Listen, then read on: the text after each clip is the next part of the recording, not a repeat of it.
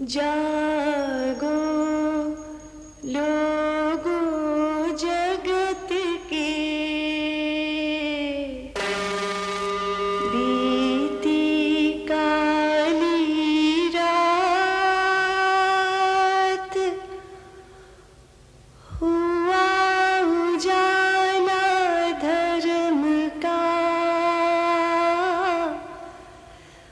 मंगल हुआ प्रभात।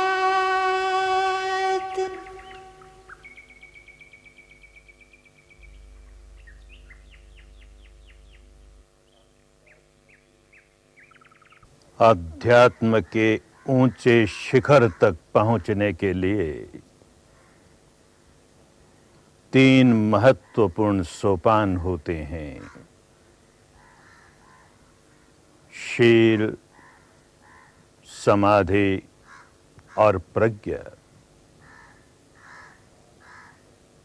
शील का पालन करके ही सम्यक समाधि का अभ्यास होता है। शरीर और वाणी से ऐसा दुष्कर्म करते रहें जिससे कि अन्य प्राणियों की सुख शांति भंग हो, उनके हितों को हानि पहुंचे, तो हम समाधि के सोपान पर आगे नहीं चढ़ सकते। क्योंकि जब जब शरीर और वाणी से कोई दुष्कर्म करेंगे तो पहले अपने मन में मैल जगाएंगे। मैल जगाएंगे तो समाधि सम्यक नहीं हो सकती, शुद्ध नहीं हो सकती। जड़ समाधियां भले प्राप्त हो जाएं, और जिस मार्ग का लक्ष्य ही ये है कि चित्त को नितांत निर्मल करना है, विकारों से विमुक्त करना है, तो सम्यक समाधि का ही अभ्यास करना पड़ेगा। शील का पालन इसलिए भी करेंगे कि शील का पालन करते हुए हम किसी पर कोई एहसान नहीं कर रहे हैं। जब जब शील सदाचार का भंग करेंगे, अपने मन में विकार जगाएंगे, कुदरत हमें दंड देने लगेगी, तो अपनी ही हानि करेंगे, अपने आप को व्याकुल बनाएंगे।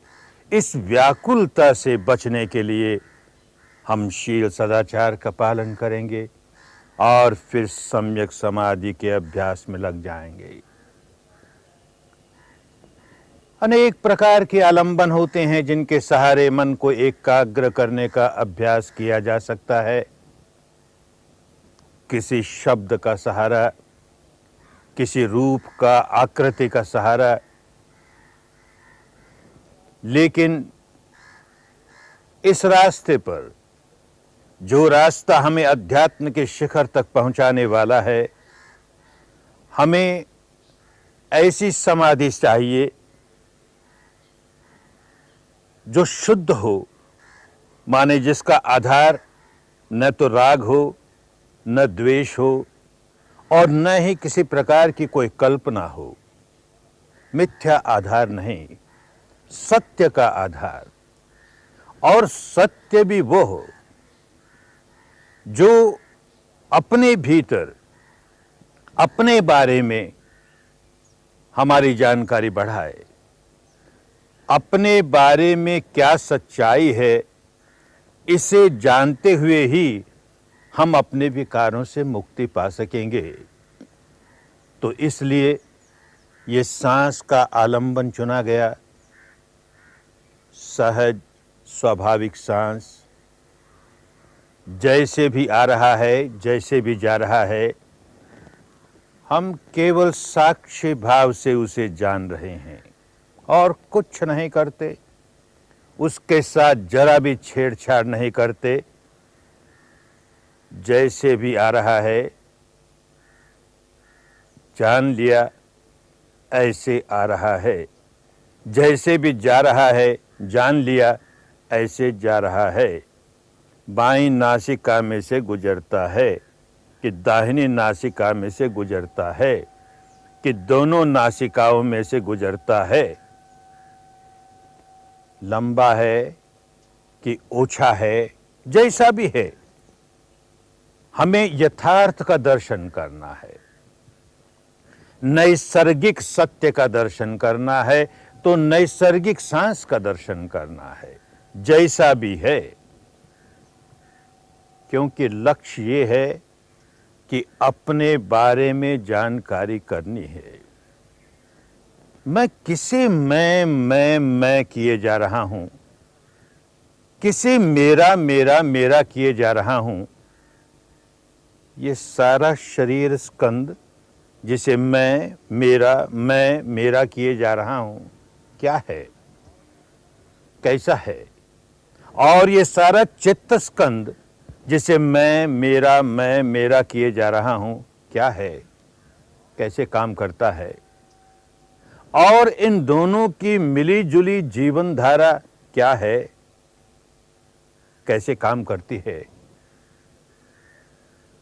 और फिर इस शरीर और चित्त के परे की जो सच्चाई है वो क्या है, कैसी है? ये सब अनुभूतियों के स्तर पर जानना है। किसी ने कह दिया और हमने श्रद्धा के साथ उसे स्वीकार कर लिया तो केवल मानना हुआ। किसी ने कह दिया, हमने उस पर चिंतन मनन किया, बात ठीक लगी, हमने स्वीकार कर ली, फिर भी मानना हुआ,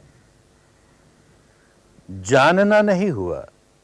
मानने और जानने में जमीन आसमान का अंतर है। जानना अपनी अनुभूति से होगा, तो हमें अपने बारे में जो सच्चाई है उसे स्वयं अपनी अनुभूति से जानना है।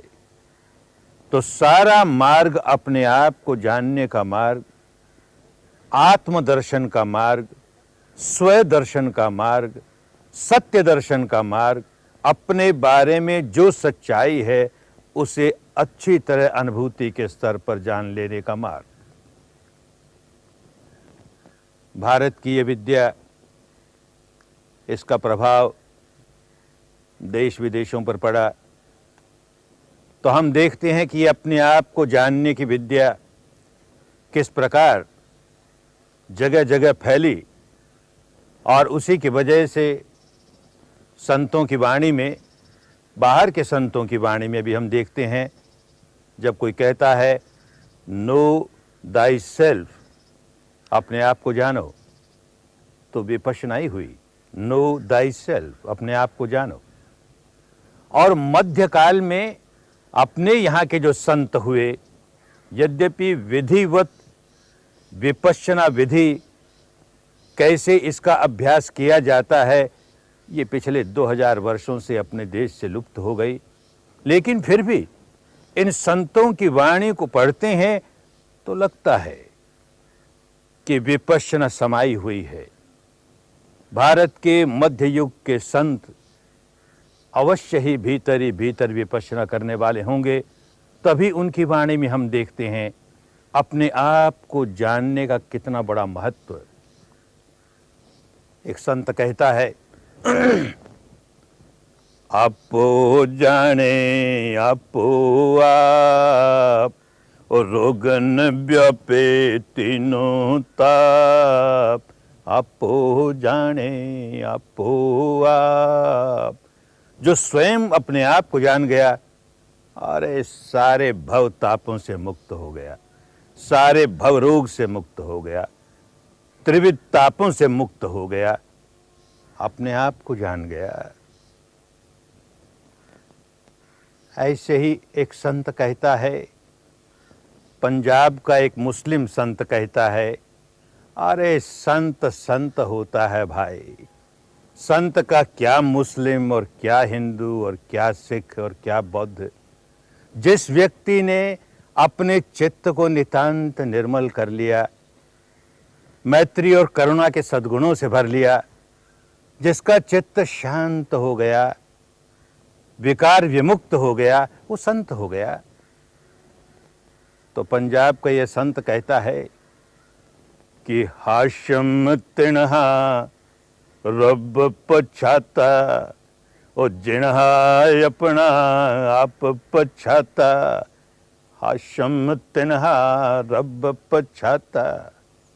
जिसने अपने आप को पहचान लिया, जिसने अपने आप को जान लिया, उसने रब को जान लिया, परमात्मा को जान लिया, ईश्वर को जान लिया। अरे सत्य ही तो ईश्वर है, परम सत्य ही तो परमेश्वर है। अपने आप को जानते जानते जानते कुदरत की सारी सच्चाइयां अपने आप इनका उद्घाटन होना शुरू हो जाता है। कुदरत का कानून अपने आप स्पष्ट मालूम होने लगता है और फिर कुदरत के कानून के अनुसार चलना आ जाता है। तो चित्त के मैल दूर होते होते होते निर्मल अवस्था तक पहुंचता है, तो अपने भीतर कुछ अनजाना नहीं रह जाता। शरीर और चित्त की सारी सच्चाइयां प्रकट हो जाती हैं और फिर शरीर और चित्त के क्षेत्र का अतिक्रमण करके इसके आगे की सच्चाई, इंद्रियातीत अवस्था की सच्चाई का साक्षात्कार होता है। तो पहले अपने भीतर की सच्चाई क्या है, अपने बारे में क्या सत्य है, उसे जाने। आपो जाने, आपो आप, स्वयं जाने। किसी दूसरे ने अपने भीतर की सच्चाई जानी और उसे शब्दों पर उतारा, हमने उसे सुना और मान लिया, तो जाना नहीं हमने। तो कहा संत ने, जन नानक बिन आपा चीने, कटे न भ्रम की काई रे। जन नानक बिन आपा चीने, कटे न भ्रम की काई रे। अपने आप को जाने बिना भ्रम ही भ्रम, भ्रांति ही भ्रांति।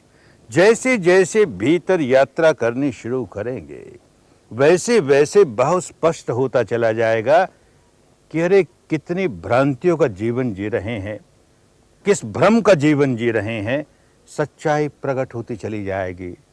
अपने बारे में जहां सच्चाई प्रकट होनी शुरू हुई, वहां बाहर की सच्चाइयां अपने आप प्रकट होने लगेंगी, क्योंकि कुदरत का कानून समझ में आने लगेगा। जो कुदरत का कानून बाहर काम कर रहा है, बिल्कुल वही भीतर काम कर रहा है। तो भीतर जब कुदरत का कानून समझ में आने लगा, तो अनुभूतियों से समझ में आने लगा, तो सच्चाइयों से समझ में आने लगा, बड़ा परिवर्तन आना शुरू हो जाएगा, जीवन ही बदलता चला जाएगा।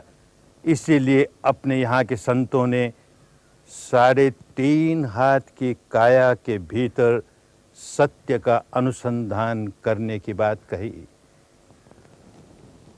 3 हाथ एक अड़धाई, ऐसा अंबर चीनो मेरे भाई। ओ खोजो मेरे भाई, जानो मेरे भाई।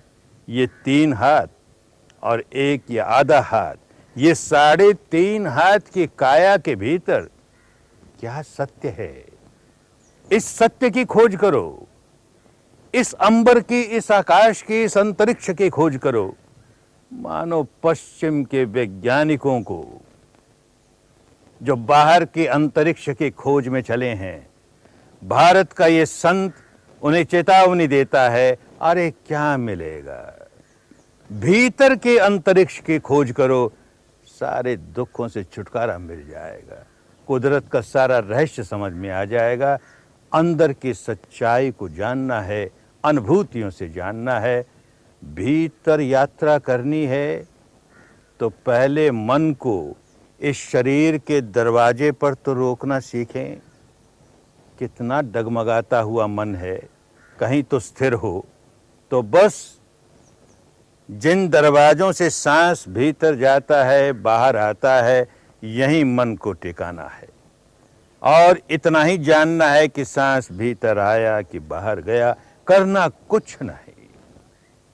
न इस सांस के साथ कुछ जोड़ना है, न इस पर किसी बात का आरोपण करना है, न इसे प्रयत्न पूर्वक छोटा या बड़ा करना है, न बाईं नाक से दाहिनी नाक की ओर बदलना है, न दाहिनी से बाएं की ओर बदलना है। जैसा है वैसा है, बस साक्षी भाव से जानना है, तटस्थ भाव से जानना है।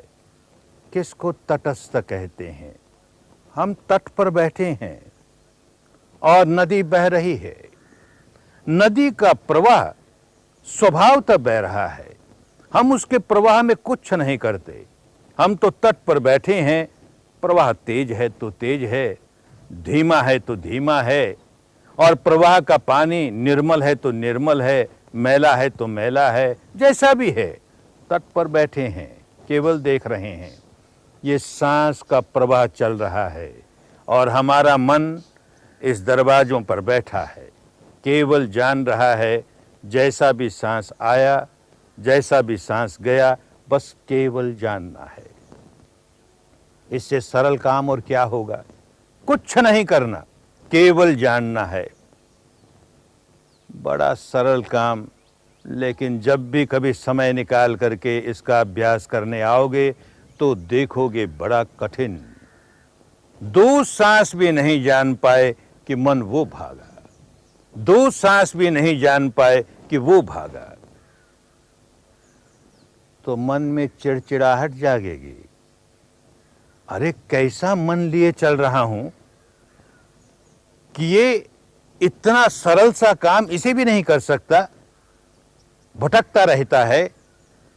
तो मार्गदर्शक कहेगा, अरे नहीं नहीं, चिड़चिड़ाना नहीं, क्रोध नहीं पैदा करना, इसी स्वभाव को बदलने के लिए तो आए हो, सच्चाई को स्वीकार करो। मन भटक गया, इस क्षण मेरा मन भटक गया। जैसे ही होश आया, बस मन भटक गया, इतना ही जाना, कुछ नहीं करना पड़ेगा, मन अपने आप आ जाएगा। फिर भटक गया, होश ही नहीं रहा, भटक गया, फिर होश आया, होश आते ही भटक गया, फिर आ जाएगा। खींचतान नहीं करनी, अपने आप आ जाएगा। यूं करते करते 1 दिन बीते, 2 दिन बीते, तो बैठे थे सांस देखने के लिए, सांस के आवागमन को देखने के लिए, और अपने आप इस मन का भी दर्शन होने लगा। कैसा मन है, कितना भटकता है। तो देखेगा कहां भटका भाई, कहां भटका, कहां गया। अरे कितने विषयों में गया, कोई नोट भी नहीं कर सके। लेकिन बहुत साफ मालूम होगा कि 2 ही विषय में गया है, 2 ही क्षेत्र हैं इसके जाने के लिए। या तो कोई पुरानी बात याद आई, ऐसा हुआ था, ऐसा हुआ था, अब लगा उसमें लोट पलोट लगाने, या कोई भविष्य की बात आई मन में, ऐसा करेंगे, ऐसा करेंगे, ऐसा हो जाए, ऐसा हो जाए, ऐसा तो न हो, ऐसा तो न हो। फिर कोई भूतकाल की बात याद आ गई, फिर ऐसा हुआ था, ऐसा हुआ था। ओ, तो केवल 2 क्षेत्र हैं, या तो भूतकाल में रमण करेगा या भविष्य में रमण करेगा, ये वर्तमान में रमण नहीं करता। कैसा स्वभाव बना लिया। अरे जीना वर्तमान में है, हम भूतकाल में कैसे जिएंगे? जो क्षण चले गए वो सदा के लिए चले गए। दुनिया की सारी संपदा देकर भी उसे खरीद कर वापस एक बार जीना चाहें, असंभव है, गया। और भविष्य जब तक वर्तमान नहीं बनेगा, हम उसमें कैसे जिएंगे? जीना वर्तमान में है। और देखो कैसी आदत बना ली कि जब देखो तब भूतकाल, जब देखो तब भविष्य। ओ, तो जीना नहीं आया, जीने की कला नहीं आई। तो सांस को देखते देखते ये जीने की कला सीख रहे हैं। भाई वर्तमान में आ जा, इस क्षण की जो सच्चाई है उसके साथ रहे। फिर भटक गया, फिर इस क्षण की सच्चाई, फिर भटक गया। ये एक बात समझ में आई अनुभूति पर। और एक बात समझ में आई कि जब जब भूतकाल में गया या भविष्य में गया, किस तरह के चिंतन चले। तो देखेगा 2 ही तरह के चिंतन चले। कोई बात याद आई, पुरानी बात याद आई, तो या तो बड़ी प्रिय और या अप्रिय। भविष्य का कोई चिंतन चला तो या तो प्रिय या अप्रिय। तो देखता है कि जब जब कोई प्रिय चिंतन चला, भूतकाल का हो या भविष्य का हो, बड़ा सुखद लगा, बड़ा सुखद लगा। और जब जब अप्रिय चिंतन चला, बड़ा दुखद लगा, बड़ा दुखद लगा।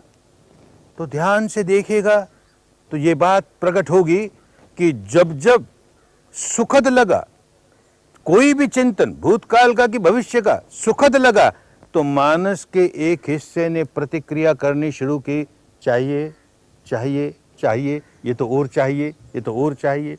और जैसे ही दुखद लगा कि प्रतिक्रिया होनी शुरू हुई, नहीं चाहिए नहीं चाहिए नहीं चाहिए।